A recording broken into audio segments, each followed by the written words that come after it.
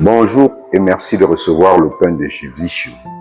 C'est la fête de Sainte Catherine de Sienne, tertiaire dominicaine qui a marqué l'Église de son temps.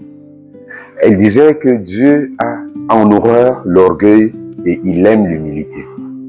Elle fait donc partie de ces tout petits dont parle Jésus dans l'Évangile.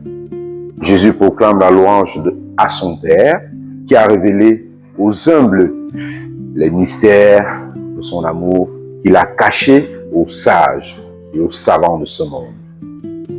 Oui, chers amis, Jésus nous révèle alors qu'on entre dans la connaissance de Dieu, non pas d'abord par l'intelligence ou la réussite, mais bien par la pauvreté de cœur.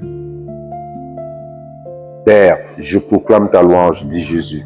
Jésus reconnaît que le choix du Père de se révéler au tout petit n'est pas une injustice, mais une bienveillance, un élan d'amour envers les pauvres de cœur des petits. Dieu se rend donc proche de ceux et celles qui n'ont d'autre appui que lui. Il se rend proche de ceux et celles qui le reconnaissent.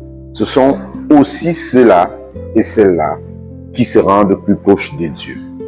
Aujourd'hui encore, ces tout petits peuvent devenir pour nous des lieux de révélation, des lieux de rencontre avec Dieu.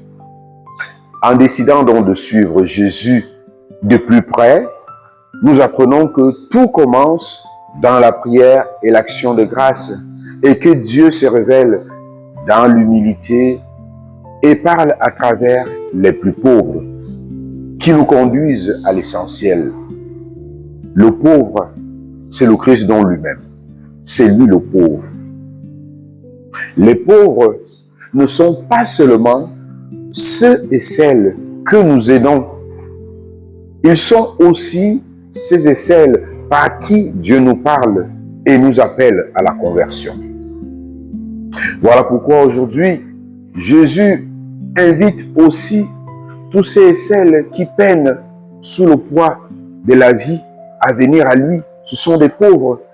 Il veut prendre sur lui le poids de leur vie. Il veut prendre sur lui le poids de nos vies. Frères et sœurs, ayons le courage d'aller à Jésus, lui confier tous nos poids. Mettons-nous à l'école de Jésus pour devenir des humbles de cœur et trouver en lui le vrai repos. Alors, comme Catherine de Sienne,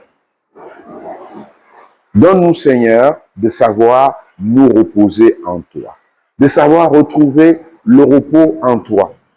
Donne-nous, Seigneur, de savoir nous donner des pauses auprès de toi, des pauses pour respirer la vie en plénitude, des pauses pour venir déposer le poids de nos fardeaux et que tu nous rendes ces fardeaux plus légers qu'avant notre pause. À tous et à chacun, nous souhaitons une très belle journée, une pause auprès du Seigneur.